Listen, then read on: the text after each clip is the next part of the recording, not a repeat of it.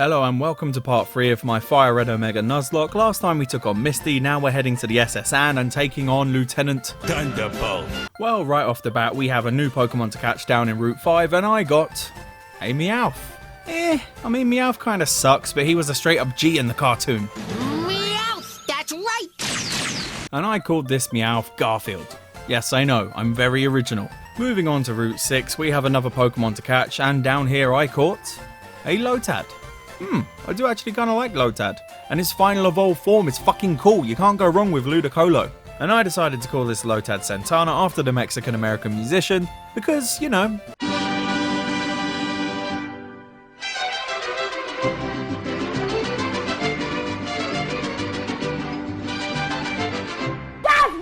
That isn't racist, is it?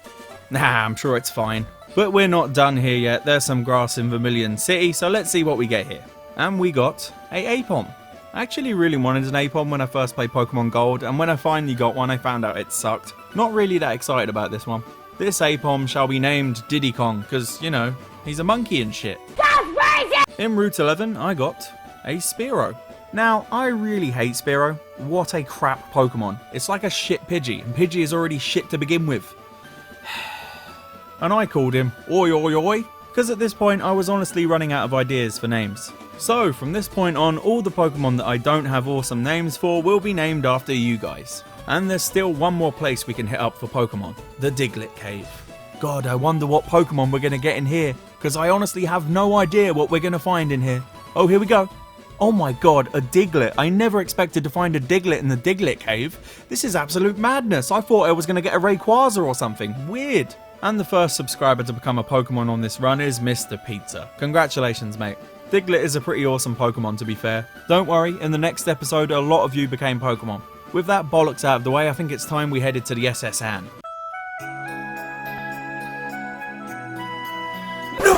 No! And some stuff worth mentioning definitely happened on this boat. Hentaimon got Psychic, which will be a handy move to have at our disposal. And some serious shenanigans went down when I was battling a trainer called Sailor Edmund. And here's his squad.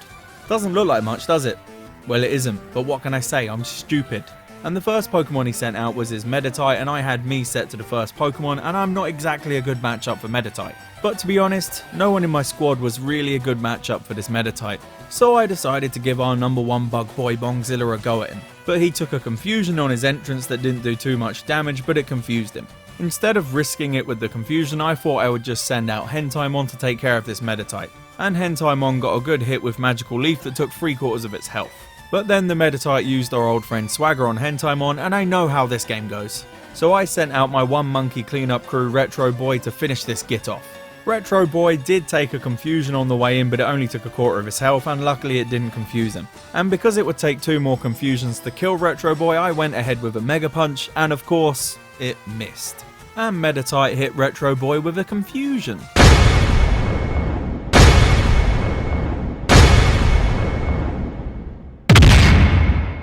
No! Retribution! Why did it have to be a crit? Retribution, you were meant to be the chosen one. You paid the ultimate price for my stupidity. Goodbye, buddy. You were the best cleanup crew a Pokemon trainer could ask for. Why did the Pokemon I named after my friend have to die? At least I still have Rog. For now. Well, I decided to sub in Mr. Pizza because he can kind of fill the same niche that Retro Boy was filling.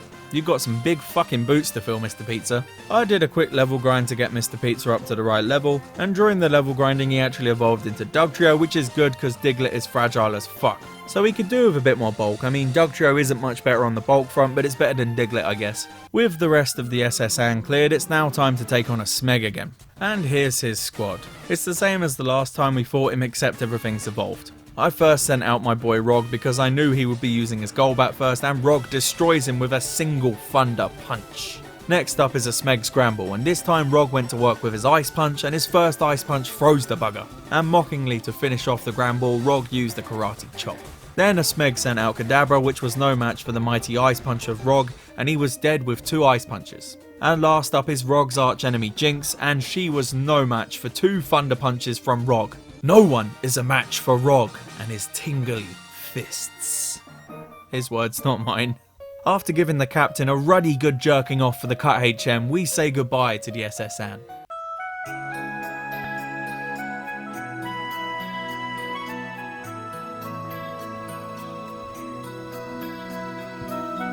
No! No, goddammit, I promised I'd stop trying to be funny after I did that bit the last time. I thought it would probably be a decent idea to do a bit of level grinding before the fight with Lieutenant. Thunderbolt. And the only thing of any interest that happened while I was level grinding was Hentaimon finally attaining her true pawn Pokemon form. I seriously don't understand why this Pokemon became the pawn Pokemon. I guess it's just the perfect example of Rule 34. Weird. Well, let's go fight Lieutenant Surge. Here's his squad in this game. There's nothing too interesting, but it's nice to see his signature Raichu, which was a bit of a git, much like it was in the cartoon. Well, I thought the obvious opener would be Mr. Pizza because of his typing, and Surge's first Pokemon was Flaffy, which is kind of a sucky Pokemon. And I thought I would roll the dice with Magnitude, and the luck of the gods favoured me, and Mr. Pizza got a Magnitude 8, which one-shotted the Flaffy. His next Pokemon was a Chinchou, which I honestly forgot was part water.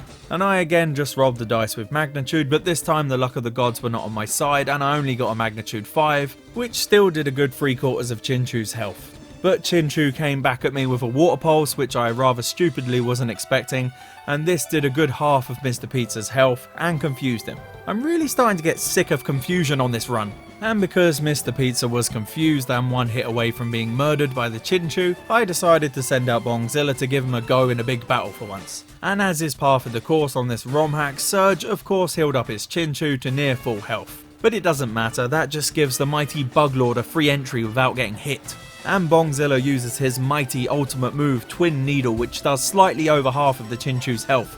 Feel the wrath of the Bug King. The Chinchou retaliates with a Thunder Wave, paralysing Bongzilla. How dare you paralyse nobility, you goddamn lower class yobbo! And in the next round of combat, the Chinchou manages to outspeed our Bug Boy, but only because his god tier speed is being suppressed by the paralysis, and it uses a Confuse Ray. Well, this little cunt just has every status effect in the book under his belt, doesn't he? But unfazed by this Chinchou's cheap parlour tricks, Bongzilla finishes him off with his Twin Needle. And the next Pokemon Lieutenant Surge sent out was a Manectric, which as it turns out was a bit of a bloody bastard. Right off the bat, the Manectric used a Flamethrower which devastated the #1 Bug Boy. Why the fuck does the Manectric have a bloody Flamethrower? What the fuck? Even though Bongzilla managed to get off a Twin Needle through his confusion, I still decided to sub him out for Osric. You might be thinking, why did I sub in a grass Pokemon when I knew the opposing Pokemon had Flamethrower? I'm actually thinking the same thing right now. What the fuck, Past Jake? Were you drunk? Actually, knowing me, I probably was drunk. I think I'm drunk now. Osric took some fiery death upon her entrance that took 3/4 of her health, but I still didn't sub out Osric. I don't know what I was thinking. Was I thinking Osric could take it down in one hit? That must have been it. But Osric's Mach Punch doesn't quite do enough damage to finish off the Manectric. Then...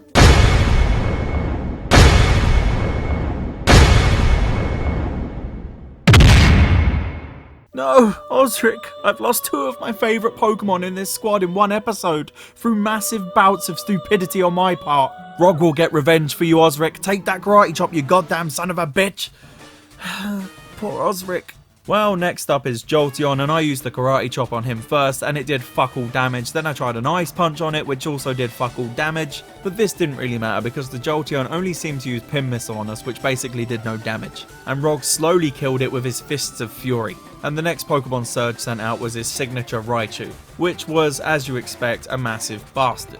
I got Rog to open up with an Ice Punch that took a nice slice of Raichu's health, but the Raichu carried out Surge's usual tricks and Thunder Waved poor Rog.